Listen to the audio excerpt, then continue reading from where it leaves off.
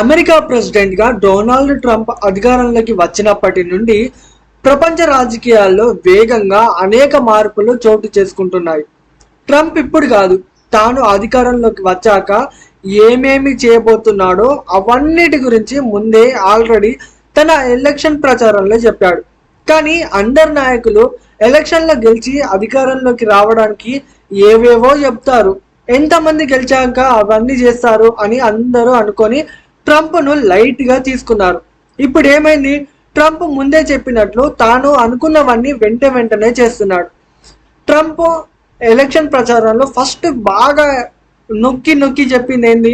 తాను అధికారంలోకి రాగానే అమెరికాలో ఎప్పటి నుంచో ఉంటున్న ఇల్లీగల్ ఇమిగ్రెంట్స్ ని వాళ్ళ దేశాలకు వెళ్ళగొడతా అని చెప్పిండు. చెప్పినట్టుగానే తాను అధికారంలోకి బాధ్యతలు తీసుకున్న వారంలోపే తాను ఇల్లీగల్ ఇమిగ్రెంట్స్ ని వెళ్ళగొట్టడం మొదలు పెట్టిండు. రెండోది, ఇజ్రాయెల్ అండ్ హమాస్ మధ్య జరుగుతున్న యుద్ధాన్ని చర్చల ద్వారా సాల్వ్ చేస్తాను. హమాస్ అండ్ ఇజ్రాయెల్ మధ్య యుద్ధం వల్ల చాలా ప్రాణ నష్టాలు జరుగుతున్నాయి, వీటి గురించి ఏదో ఒక సొల్యూషన్ తీసుకొస్తాను అని చెప్పిండు. ట్రంప్ చెప్పినట్టే ఇజ్రాయెల్ మరియు హమాస్ మధ్య చర్చలు జరిపించిండు. హమాస్ ఏమనుకుంటుంది, ఇజ్రాయెల్ ఏమనుకుంటుంది, ఈ ఇజ్రాయెల్ వాళ్ళను బంధించిండు హమాస్. సో ఆ బందీ అయిన వాళ్ళను కూడా విడుదల వారీగా రిలీజ్ చేయించేటట్టు చేస్తున్నారు. అలాగే ఇజ్రాయెల్ నుంచి కూడా దాడులు తగ్గించారు.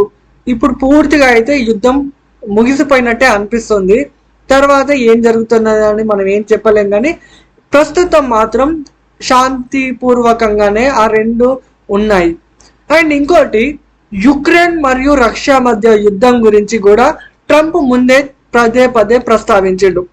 తను ముందే అనుకున్నాడు, యుక్రెయిన్ ని నాటోలోకి తీసుకోవాల్సిన అవసరం ఏమున్నది, యుక్రెయిన్ ని నాటోకి తీసుకుంటే రష్యా అనేది అగ్రెసివ్ గా రెస్పాండ్ అవుతుంది, రష్యా యుద్ధం చేసే పరిస్థితి ఉంటుంది కనుక ఖచ్చితంగా యుక్రెయిన్ ని నాటోలో జాయిన్ చేసుకోవద్దు అని అన్నారు. కానీ ఎవరు విన్నారు? అప్పుడు వినలేదు. బైడెన్ కానీ ఆ వెస్టర్న్ కంట్రీస్ కానీ యుక్రెయిన్ ని నాటోలో తీసుకునే ప్రయత్నంలోనే ఉన్నారు. దీంతో ఏం చేసింది రష్యా? తన నేషనల్ సెక్యూరిటీ గురించి, తన నేషనల్ ఇంట్రెస్ట్ ని దృష్టిలో పెట్టుకొని యుక్రెయిన్ పై వార్ మొదలు పెట్టింది. ఆ వార్ అయి ఇప్పటితో 3 ఏళ్ళు కూడా అవుతుంది. సో ట్రంప్ చెప్పిండు, తాను అధికారంలోకి రాగానే యుక్రెయిన్ అండ్ రష్యా మధ్య జరుగుతున్న వార్ ని కూడా ఆపేస్తాను అని అన్నాడు. అన్నట్టుగానే దానికి సంబంధించిన చర్చలను కూడా అమెరికాను రష్యా జరుగుతుంది. రీసెంట్ గానే అమెరికా అండ్ రష్యా అంబాసిడర్స్ కూడా చర్చల్లో పాల్గొని వాళ్ళు ఏం కావాలి, రష్యా ఏం కోరుకుంటుంది, అమెరికా ఏం కోరుకుంటుంది, ఏదే జరిగితే బాగుంటుంది, ఇవన్నిటి గురించి మాట్లాడుకున్నారు. రష్యా ఒకటి మాత్రం కన్ఫామ్ గా కండిషన్ ఒకటి పెట్టిందట. ఏంది అంటే, ఏ కండిషన్స్ కైనా ఏటికైనా నేను ఒప్పుకుంటా, కానీ యుక్రెయిన్ ని మాత్రం నాటోలో జాయిన్ అవ్వనివ్వము. ఒకవేళ యుక్రెయిన్ గిట్ట నాటోలో జాయిన్ అవుతే మళ్ళా యుద్ధం అనేది కన్ఫామ్ గా జరుగుతుంది, ఖచ్చితంగా రష్యా మళ్ళా యుక్రెయిన్ పై అటాక్ చేస్తుంది అనేది మాత్రం రష్యా ఖచ్చితంగా చెప్తున్నట్టుంది. అలాగే అమెరికా కూడా ఓకే, ఇక యుక్రెయిన్ ని నాటోలో మేము జాయిన్ చేసుకోము అని రష్యాకు చెప్తున్నట్టు కనిపిస్తుంది. సో ఈ ప్రకారం చూస్తే రష్యా అండ్ అమెరికా మధ్య ఉన్న సంబంధాలు మెరుగుపడే ఛాన్స్ ఉంది. అండ్ యుక్రెయిన్ రష్యా మధ్య యుద్ధం ఆగిపోతుంది. ఇక యుక్రెయిన్ అనేది కూడా సొంతంగా యుద్ధం చేయలేదు, ఎందుకంటే వెస్టర్న్ ఫోర్సెస్ నుంచి వస్తున్న ఏవైతే ఫండ్స్ కానీ, ఏవైతే డిఫెన్స్ ఎక్విప్మెంట్స్ కానీ, ఆర్మడ్ ఎక్విప్మెంట్స్ కానీ ఇవన్నీ ఆగిపోయేటట్టు ఉంది. అండ్ అమెరికా ఆల్రెడీ చెప్పినట్టు యుక్రెయిన్ కి ఏదైతే ఫండ్ ఇస్తుందో ఆ ఫండ్ మొత్తం ఆపేసినట్టు కనపడుతుంది. ఇక అమెరికా సపోర్ట్ లేకుండా, వెస్టర్న్ కంట్రీస్ సపోర్ట్ లేకుండా యుక్రెయిన్ అనేది యుద్ధంలో పాల్గొనడం అనేది ఇంపాసిబుల్. ఎందుకంటే ఆపోజిట్ లో ఉంది రష్యా. రష్యాతో యుద్ధం చేస్తున్నప్పుడు వెస్టర్న్ కంట్రీస్ కానీ, అమెరికా కంట్రీస్ కానీ సపోర్ట్ లేకపోతే యుక్రెయిన్ ఎన్ని రోజులు ఉంటుంది? సో ఆల్మోస్ట్ యుక్రెయిన్ రష్యా మధ్య జరుగుతున్న వార్ అనేది ఇక ముగిసిపోయినట్టే. అమెరికా అనేది ప్రపంచ దేశాల్లో ఇప్పుడు జరుగుతున్న యుద్ధాలు చాలు. ఈ యుద్ధాల వల్ల ఈ వెపన్ మాఫియా, డీప్ స్టేట్ వంటి శక్తులు లాభపడుతున్నాయి.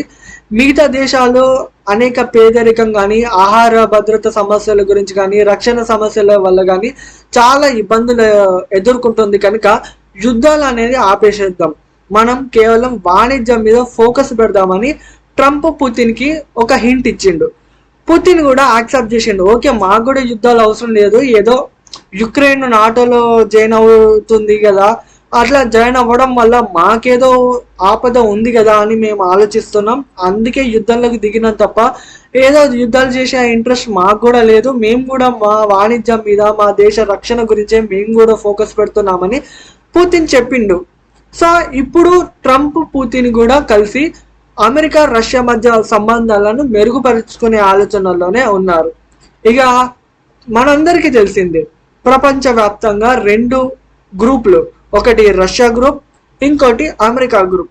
ఎక్కడైనా ఏ సమస్య వచ్చినా ఏ యుద్ధం జరిగినా వాటి వెనుక డైరెక్ట్ గా ఉండేవి రష్యా అండ్ అమెరికాలే.